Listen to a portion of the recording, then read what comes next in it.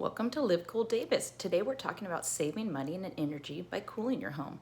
I'm going to go to my computer and call one of my friends, Kristen Heinemeyer, to find out how she keeps her home cool with these hot Davis summers. Kristen is a member of the Cool Davis Board of Directors. She's also an engineer at Frontier Energy in Davis. Hey Kristen, this is Chrissy Backman from Cool Davis. How are you doing? Oh, hey, Chrissy. Yeah, I'm just going for a walk on the Greenbelt. And oh my God, it's so beautiful out now. It's hot today, but it's beautiful now. I wanted to tell you, I saw your video on line drying laundry. It was awesome. Really inspired me to do it. I've been meaning to for a long time, hadn't gotten around to it. So, yeah, thanks. Wait a minute. What's that sound I'm hearing? It's kind of a strange sound. Let me go see what that is. Yes, Chrissy, I think what we're hearing is the characteristic hum of an air conditioner running even when it's totally beautiful outside. What's with that? Davis is located in a unique area with a cool night temperature due to the Delta breeze. The Delta breeze is the local name for the wind coming from the Bay Area through the Sacramento and San Joaquin River Delta. This wind carries with it cooler, more humid air from the Pacific Ocean. It keeps our area cool just about every night, even when our daytime temperatures can be very hot. The big difference between day and night temperature is called diurnal temperature variation. Knowledge bomb! Hey, I'm back now, Chrissy. Yeah, that is so true. These huge day to night temperature swings are unique to our area. And if we're smart, we can take advantage of this natural cooling and reduce our need for artificial cooling. In fact, reducing AC is key to reducing Davis's carbon footprint, and the easiest way to reduce AC use is by opening as many windows as we can in the evening, just as soon as it's cooler outside than inside. It's as easy as that. Yeah, I open my windows at night too. I open windows at opposite ends of the house to try to get a good cross breeze.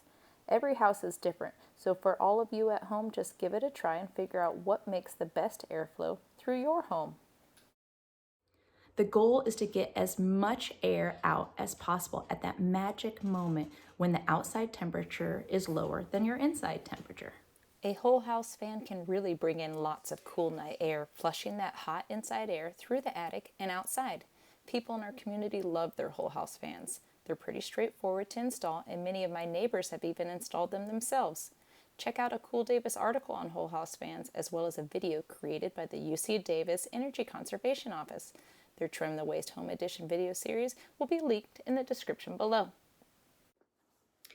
Yeah, that is an awesome home improvement. But, for just a few bucks, you can also use a simple window or box fan.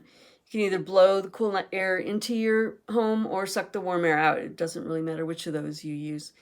I find it kind of helps to picture how the air is going to flow, make sure it's easy for the air to come in, flow through the house, and then go out freely.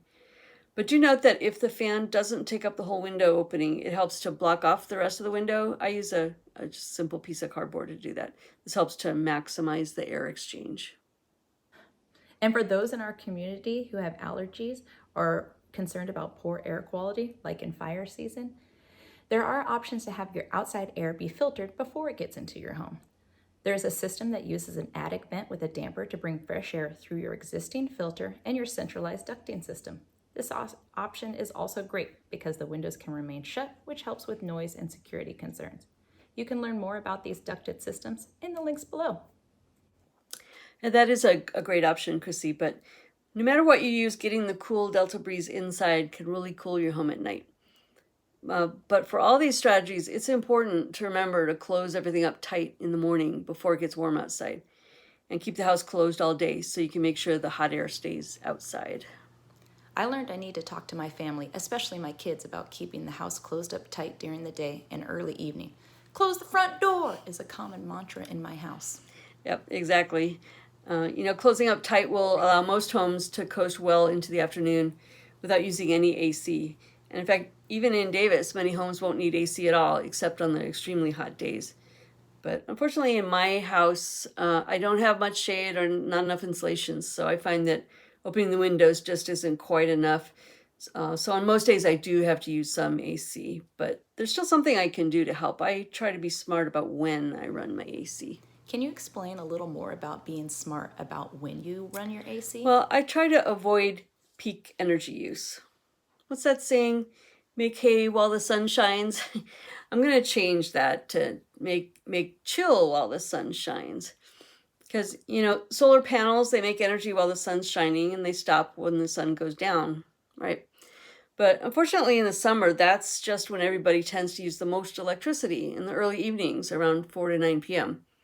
Utilities call this time the peak time. Right, 4 to 9 p.m. is the hottest part of the day. Dinner is prepping and everyone is home. So when we use electricity during this peak time from 4 to 9 p.m., the sun has set, so no solar power, right? Right? But at that time when the supply is going down and the demand is going up, electric utility company is forced to tap into their dirtier sources of energy like fossil fuels. So I try to avoid using electricity during those hours. This is referred to as load shifting. I shift when I use my electricity to either before or after the peak times. And I know that I'm not stressing out the utility system or the grid. What you're describing makes me think of a saying that we've all learned recently: flatten the curve. Yeah, that is a great analogy. In fact, utilities encourage us to flatten the curve and avoid using energy during these peak periods. See, the grid can get overwhelmed then, so it costs the utility more, and they have to use their dirtier power plants to keep up with those super high peaks. You remember rolling brownouts? That happened because we couldn't flatten the electricity demand curve, and the grid was shut down in certain areas because it couldn't make enough electricity. Utilities even have special rates to encourage this kind of load shifting. Time of use rates are when electricity is cheap off-peak and expensive on-peak. If you have this rate and you can avoid using electricity during peak times, you can save on your utility bill. So, by load shifting and having time of use rates, households can save money on their electric bill, use more renewable energy, and put less stress on the electricity system. And load shifting is easy for things like dishwashers or dryers. You just do it off-peak. Or dry your clothes outside, as you figured out. But, Kristen, that's exactly when we need our AC. How do you shift that load to another time? Well, we can do it, but we do have to plan ahead. The strategy I use to keep my house cool includes opening windows at night. But on days when that won't be enough, I also pre-cool my house, which means running my AC a little cooler than usual and a little earlier in the day.